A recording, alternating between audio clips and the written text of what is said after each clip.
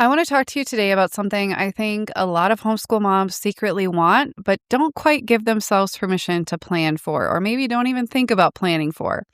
A summer that actually feels slow. Not a summer that's supposed to feel slow, but fills up anyway. I've been there many times. Not a summer where you look up in August and wonder where it went. An actually, genuinely, intentionally slow summer. Today, I'm going to tell you what that looks like in our family and how I plan it so it actually happens. And you can too. Glue. It's messy, it's sticky, it gets everywhere, but without it, nothing holds. Homeschool life can feel messy too. We have the loud days, the mental overload, so many moving parts. But what we don't need is more curriculum or more pressure to do it all. We need something that holds, simple systems, steady rhythms, the kind of structure that makes homeschooling easier instead of heavier. Hi, I'm Sarah, a homeschool mom of 4, and this is the Homeschool Glue podcast. Each week we have an honest conversation about real homeschool life and the simple systems that help overwhelmed homeschool moms clear the mental clutter, build rhythms that actually stick, and create the peaceful lives we are all craving. If you're tired of carrying everything and getting nowhere, you are in the right place. Grab that load of laundry and let's get started. Welcome back to the Homeschool Glue podcast. Today's episode is a little different in tone from the last few, definitely different than last week. If you haven't listened to that one, I went into 2 different stories of times when everybody around me told me that we should take a break from homeschooling, but we kept going, and it was actually easier to keep going than to take a break, both during a really traumatic time in my life and a really beautiful time in my life. So definitely go back to that one if that sounds interesting to you. But today, I'm going to be just sharing some practical real life advice and how we set up the summer. Last few episodes have been very practical and technical, talking about types of overwhelm, the Sunday rebuild, why systems matter when life gets hard, and so on. And I'm really glad those episodes really seem to resonate with everyone. But today I want to come up for air a little bit and talk about something that I think is equally important, and that is what happens when school ends. Now, I know some of you are year-round homeschoolers, and that's great, but I know we all have breaks built in. My family does not do year round in the traditional sense. Like, we still do some school over the summer here and there, just depends. Like, we'll probably be finishing up math this summer. We read books, and often we have done a science study over the summer that we've continued into the school year. But in general, we take a break, and that for us is because we live in Minnesota. And so about half the year it's snowy and cold. And so when it's nice and beautiful, even though it does get hot-ish, I know if you live in the South, you're probably like, you don't even know hot, girl. But it gets pretty hot and humid, but still, to me, it is worth just not having to worry about homeschool, because we have a long, long, long time where we're cooped up inside, and I like to be outside as much as possible. And it's just this free time to go do and have fun. But the truth is, in previous years, I have tried to have a slow summer. I have said I'm going to have a slow summer, and then somehow the summer just kind of flies off the rails, and it feels extremely not slow, opposite of slow, jam-packed, and that is not what I want. And so I've gotten a little bit more intentional the last year or two, and this year even more so, and that's what I'm going to be talking about today. Because I've noticed over the years of homeschooling that the moms who feel the most burnt out by fall, myself included, are usually the ones who didn't take any kind of real rest in the summer. And it's not because they didn't want to. I know a lot of us crave the slow lifestyle. That's a big reason why a lot of us homeschool, is to have a slower lifestyle for ourselves and for our kids. But summer sometimes can just kind of creep up on you if you're not careful, and all of a sudden you're running here, there, everywhere, and your schedule is completely not even yours anymore. And I just think that's not very restful. And I think a lot of us feel that way during the school year. And so it's important, if that's something you want a break from, to actually create that break, which isn't always easy, but sometimes is pretty necessary. So I want to help you, and I want to share today how we're setting up our summer.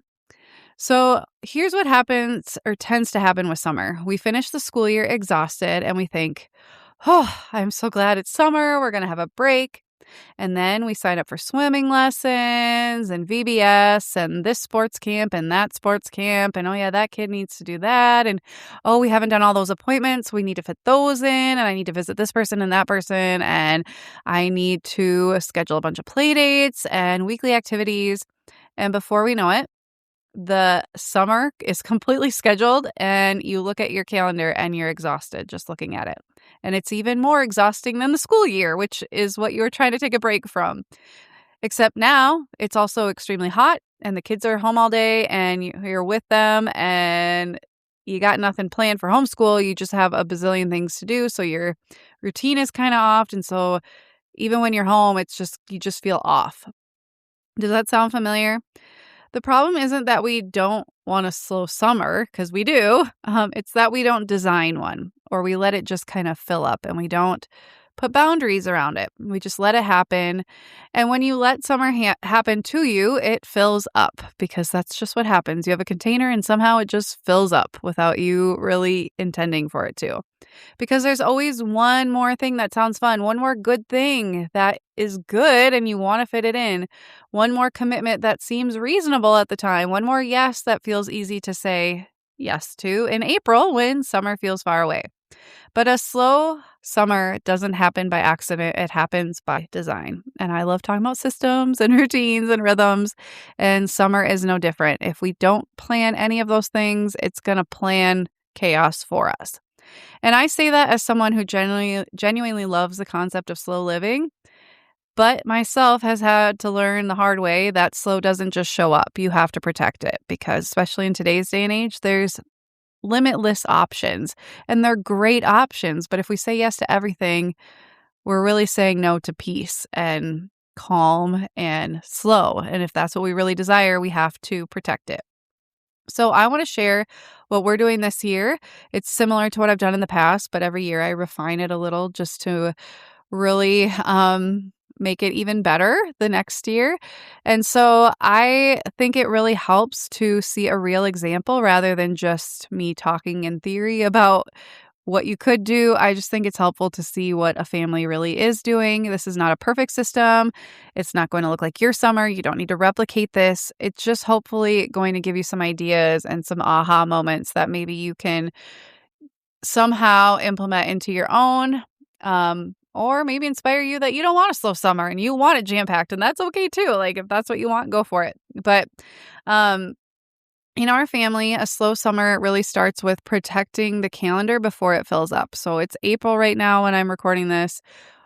Summer is on the horizon and this mama is looking forward to it. It has been a busy year and I just truly am so excited to just be able to get up and go and not have school to do every single morning. I love homeschooling. Don't get me wrong. Love it. Such a blessing for our family, but it is nice to have a break.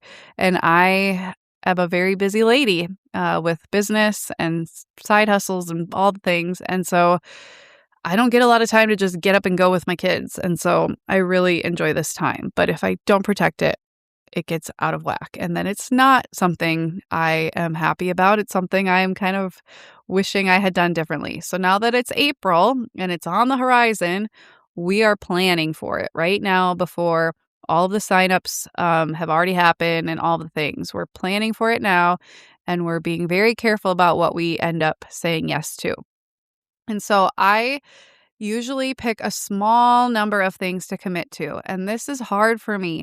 There are so many good things. There's this camp, there's that camp, there's this nature thing, that nature thing. This group's doing this, that group's doing that. This friend wants to do this friend wants to do that. Like this part is really hard deciding what you actually want to keep. And I try to keep even less than what I intend to do, if that makes sense, because stuff's going to come up in the summer that we're going to say yes to at the last minute. And so if I have no space for that, we either have to say no or we get to that, spot where it's starting to get chaotic and overwhelming. And I don't want that. So for us this summer, that looks like we are saying yes to 2 weeks of morning swim lessons, which for me is a big deal because mornings are usually when we go do fun stuff. I have a side job in the afternoon. I have a little one who naps. I work on my business in the afternoon.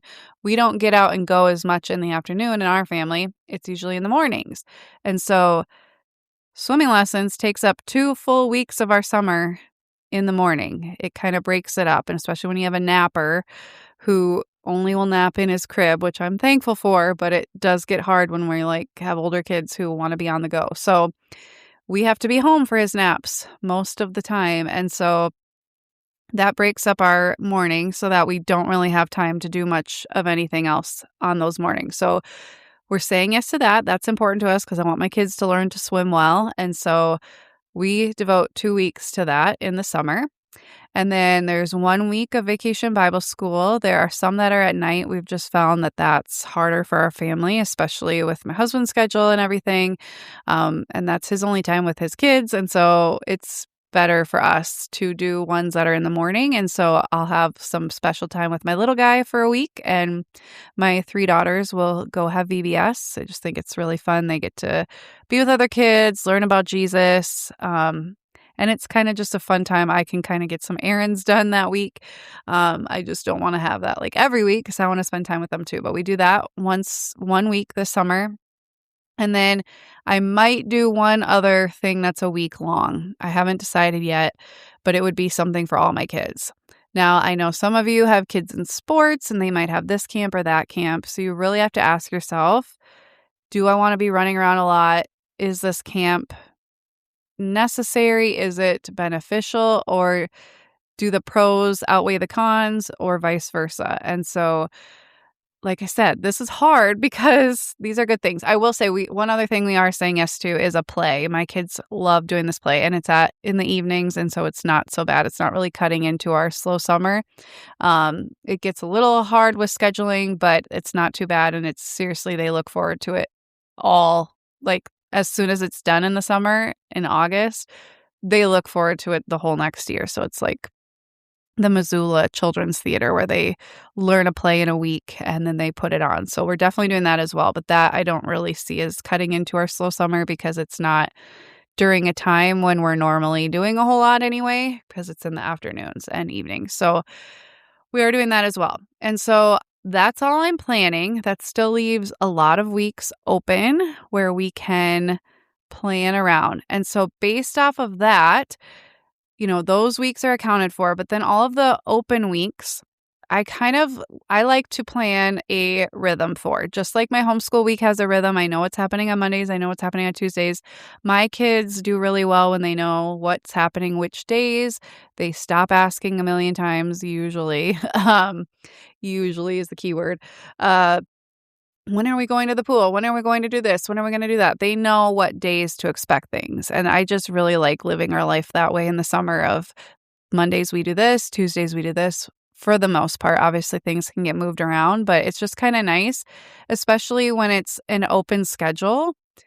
It gets us away from just like sitting around the house doing nothing. And it also keeps us from going all the time because we're like, oh, it's summer, I have to go and do it. Kind of builds in some going and doing and some more relaxing, getting stuff done around the house or just hanging around at home. And so this is what I've come up with for this summer for our family. Hopefully this will inspire you, but you can do whatever works best for you. And I've named these, I don't know if the names will stick, but this is what we're going with. So we have Adventure Monday. So my plan is every Monday we will go somewhere. So this in the morning. So this might be a new park, go for a hike, somewhere we haven't been before. We live in Minnesota, like I said. Summer's here so short and so beautiful. And so I really want to be out. And we've spent all the last year reading the Flower Book and by Thornton Burgess and doing my whole Buds, Blooms, and Bees botany science curriculum literally for a whole year. And so we want to be out seeing all the plants we've read about and learning more through nature. We read a lot of it through the winter where we couldn't actually go observe anything. And so I'm really excited to be out in nature. And so Monday is our adventure day. I have some towns planned, some parks planned, some little things planned that we could do those days. And we'll just kind of, I might plan them in advance, I might not, depends on the weather. We'll probably pack a lunch and have a picnic lunch and then be home, by nap time. That's my plan for Mondays. So that leaves a lot of, gray area of things that it could be, but it just sets the tone that on Mondays we're most likely going to be out of the house. And it's just, I like starting the week like that. I have a work day, usually on Tuesdays, where my kids go to my parents' house for a few hours and I get a lot of work done. And so that's going to stay over the summer. So I don't plan a lot other than that on those days. So that's work Tuesday. So I've now had one day where we're out having fun. I've had one day of deep work. And so it's nice on Wednesday to just have a day at home. And this is Water Wednesday. So this is when we'll do water play outside. We'll just kind of hang out at home, get the squirt guns out, the neighborhood kids play. Sprinklers, fill up the kiddie pool, whatever. They'll just have fun at home or, we don't even have to get the water out. But if that's what they want to do, we'll do it that day. And then if I need to get anything done around the house or get some yard work done in the morning, that's when I can do that. So the kids can look forward to the water. I can look forward to, okay, we're not going anywhere. I don't have to pack a lunch. Even though those are great, fun things, they do require extra energy to get out of the house. And my work day requires a lot of my mental energy. And so Wednesday is just kind of a catch-up day, but the kids love doing water play with their neighborhood friends. And so that'll be Wednesday. Thursday and Friday are kind of open, but I gave them names and maybe over time I'll think of more intentionality. But Thursday is Explorer Thursday, so I'm kind of thinking this would be a really good day to plan get-togethers with friends, go hiking with them.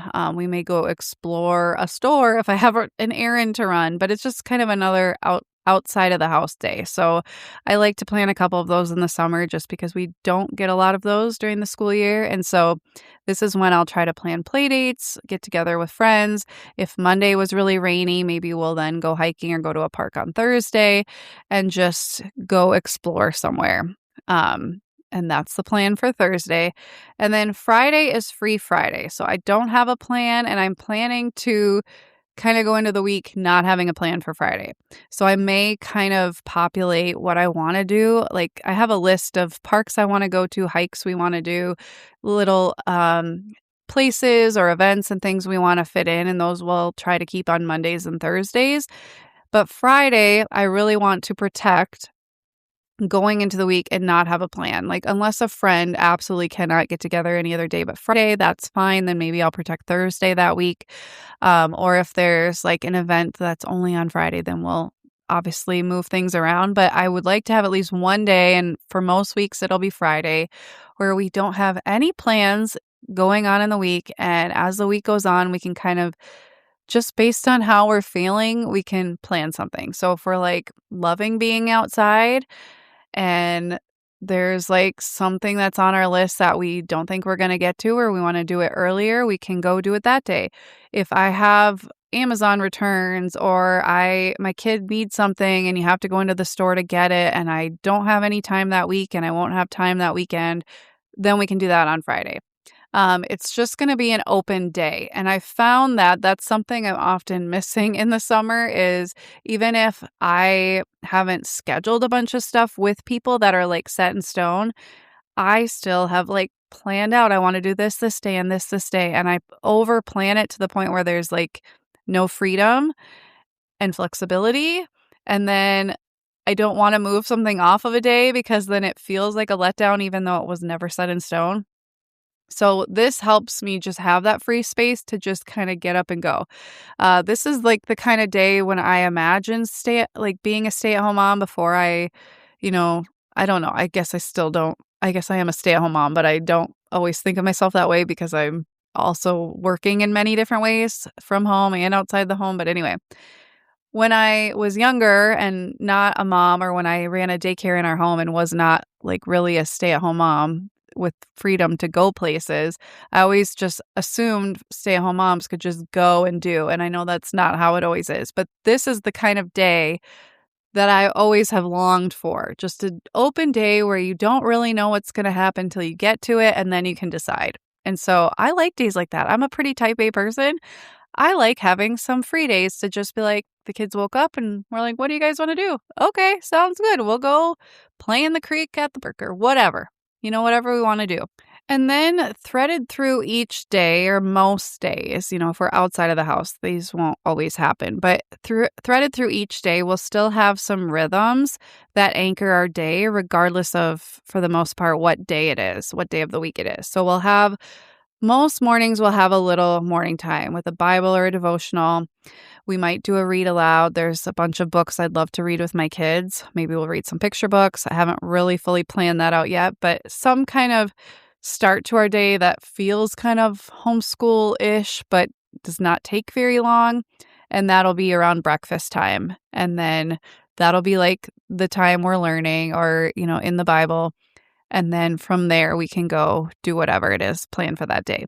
We will still plan to have quiet time in the afternoon when my little guy naps, and that's when I get my work done for my business. It's always a non-negotiable. It's been in our family since my oldest was a baby because I ran a daycare and I had 10 kids here and we had quiet time. And since I started homeschooling, I ran business and always had a napper. I've always had a napper. And so we just protect that time and it becomes a really nice time. My kids often play outside with their neighborhood friends who are home more in the summer when they're not at school, and they can do crafts or different independent things too. There's just so much they can be doing. And then I will get my work time in. I still plan to do silent reading most days. So usually after our 1-year-old goes down for his nap, my 3 daughters and I will sit on the couch and we'll read for 20 minutes silently. We'll each read our own little book, and I absolutely love it. They absolutely love it. It's so sweet.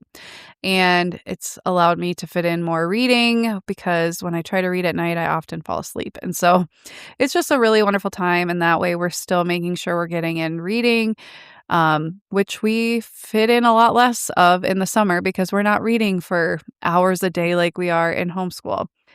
And then also, I would love to fit in when we're home in the afternoon after my little guy's nap, afternoon stories and a snack outside. I love doing that in the summer, either under a tree, on a picnic blanket, or at our little table outside, and we can have snack out there and read some books. I love doing that with my kids, so we plan to do that.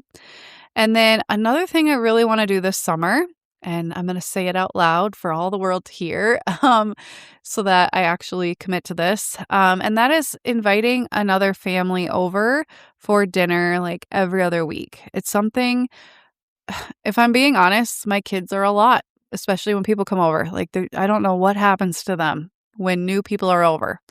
Or they just love people and it just becomes a lot. And so we don't do this very much in the school year when it's cold and we're stuck inside because it's overwhelming to me sometimes. A couple of my kids are just very extroverted. And so it feels like a lot sometimes when there's extra people over. And so at this point in our lives, it's not something we do a lot. But this summer, I would love to have people over where we can be outside. The kids can run around and play and the adults can talk. And it's just a really good time. And, I don't mind them being, kids and loud, but it's a lot better when it's outside and they can just run around the yard and have fun. And the grown-ups can talk and chat and we can just have a great time outside. And so we can grill up something simple and just invite some families over that we love and want to get to know better and have our kids grow up together. And so that's something I really want to commit to this year while the weather's nice. And maybe eventually we'll start doing that in the summer too. We have done it here and there, but not nearly as much as I would love to do. It's a lot during the school year. And then being stuck inside is also a whole another level of interesting, if you know, you know. Anyway, and then a couple Saturdays a month, I want to kind of alternate for our family, having our family time. Typically Saturday is the only time we really have together where we don't have plans other than we usually have supper with my family. But during, the morning, afternoon, we don't have a lot of plans, unlike Sunday where we have church. And so I would love to kind of alternate between having family days where we go do something fun, like go to the zoo, go, bigger things than what I'm probably going to take the kids to do on a morning. So like a little day trip somewhere. And then alternating that with some more like at home yard work or organizing this, because during the school year, I don't get to a lot of like the deep organizing that I would love to do, like the craft cabinet or the storage room or what have you, because we're very busy and we have school during the week and I can't do it then. And then the weekends, we have stuff to do or we're trying to have quality time. And so the summer is kind of a nice time I found to get some of those things done, and also, like, one of us can go play outside with the kids or go take them somewhere while the other one does the organizing, and it's a lot easier to go do that in the summer where you have parks to go play at versus the winter where it's like, what how many targets are there to walk around for hours? There's only so many. And so, the summer is a great time for us to get stuff done. So I'm planning out, I've kind of been writing it in my planner in pencil, just like this will be a out of the house day. This will be a get some stuff done around the house day kind of thing. And that's my plan for the summer. So it's not like overly detailed, but I think, as we get closer, maybe I'll plan out June. These are where the places we're going to go for our Mondays. These are the places we'll go for Thursdays. These are the friends when they can get together, and kind of start planning that out over May, and then kind of take it a month at a time. And obviously things will come up and shift and all of those kind of things, but it's nice to kind of have a set system or rhythm, if you will, for the summer, for the whole week, and what the weekly rhythm will look like, and then what the daily rhythm will kind of look like. So that when we're planning, I have those guardrails up of like, okay, my daughter heard about this thing and it's a week long, but only she can do it. And we had already scheduled to play with a friend that day and she's going to really miss out. So should we say yes or should we say no? And I'll have, I can have those thoughts because I've already kind of planned what our rhythm will look like.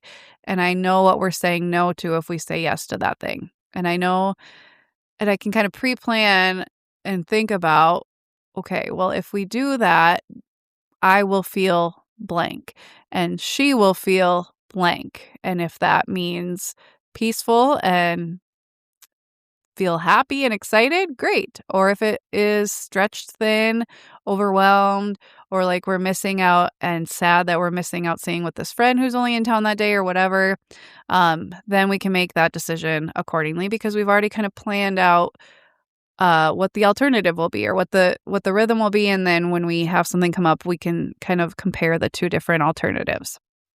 So some practical tips. How to design your own slow summer. What can you take from this episode of me sharing about our summer? Because I'm sure your summer is not going to look the exact same.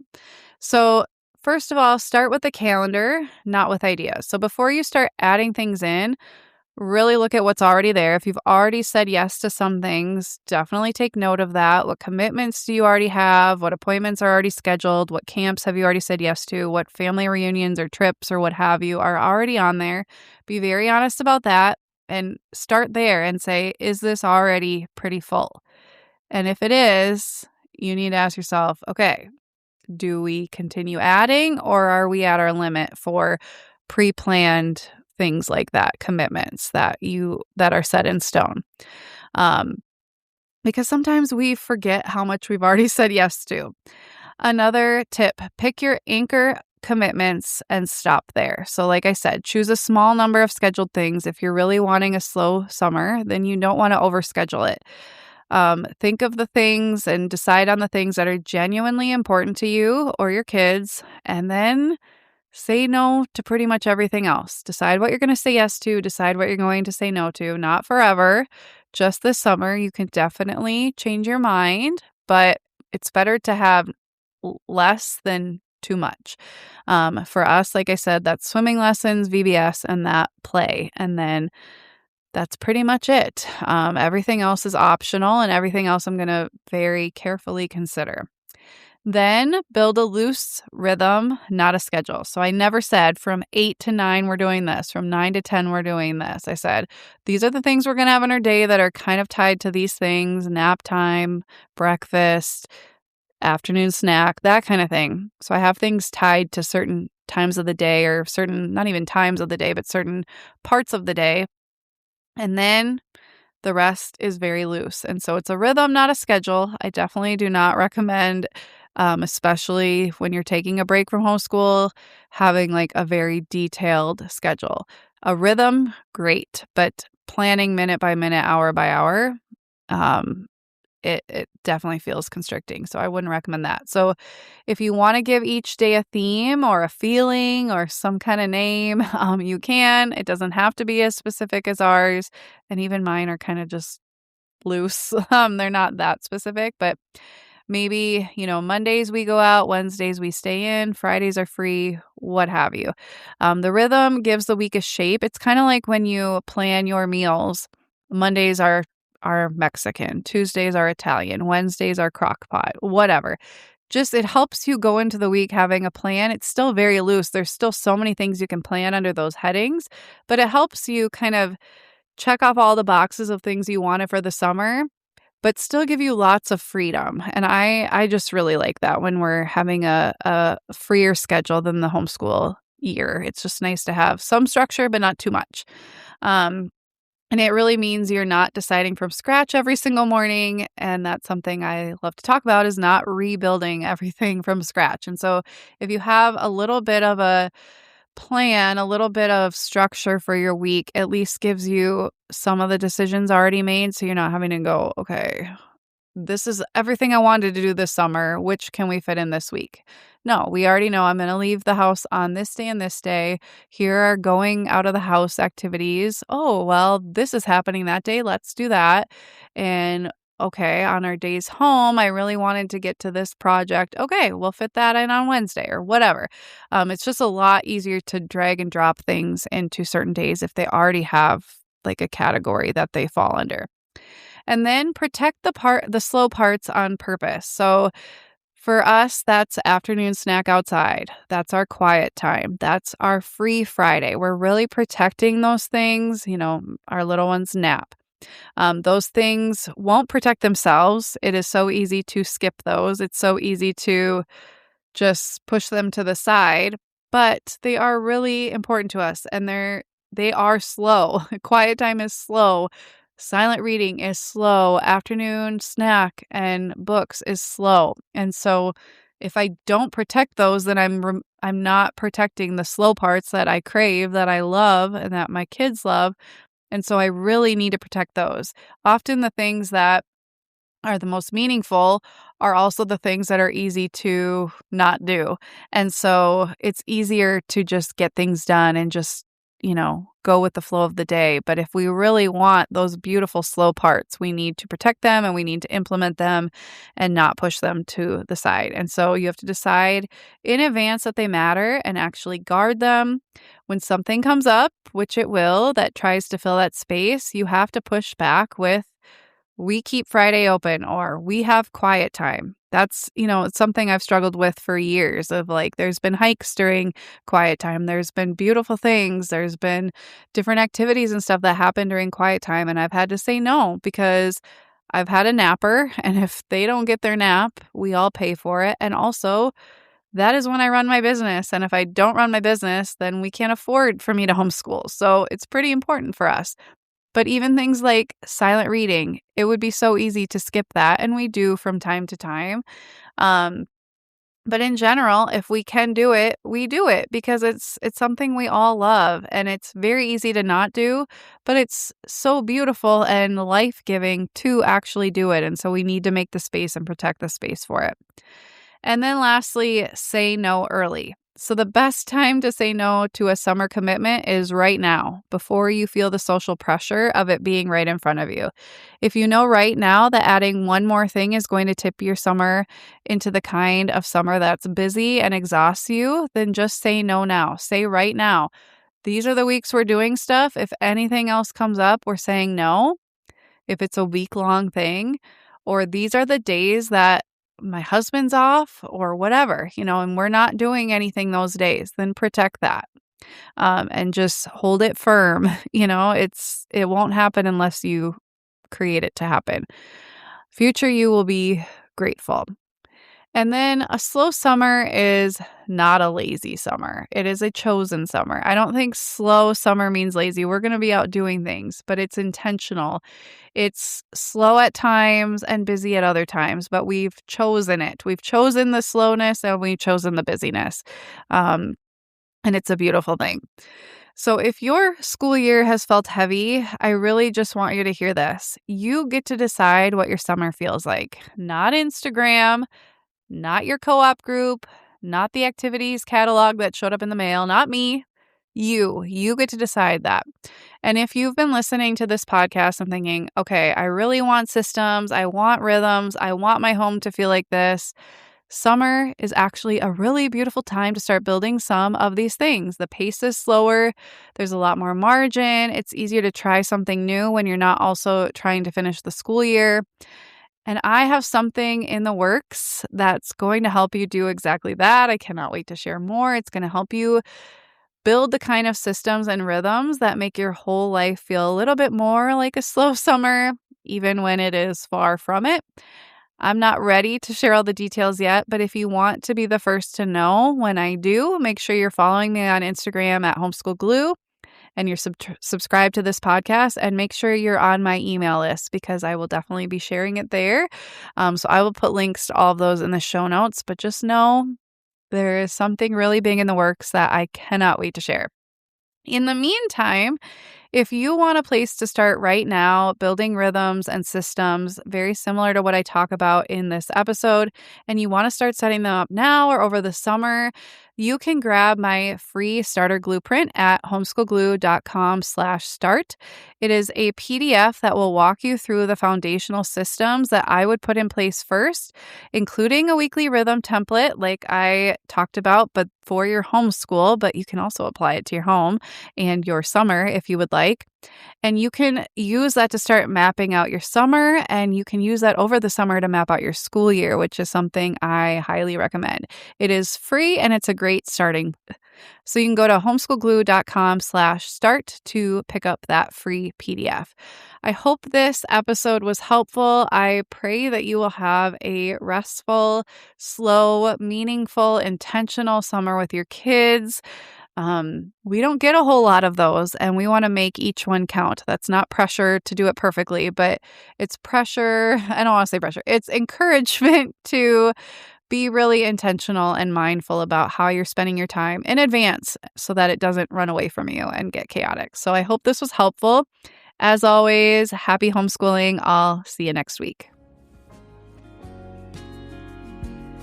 I pray this episode blessed you and gave you something useful that will make homeschooling easier or more fulfilling. If this episode made you feel seen or gave you one thing to change this week, would you please share it and leave a review? That's how more homeschool moms who are struggling with overwhelm can find something that actually helps. You can always find me on Instagram at Homeschool Glue, where we talk simple systems, rich learning, and the real version of homeschool life. You don't need to do it all. You just need systems that stick. I'll see you next week. Happy homeschooling.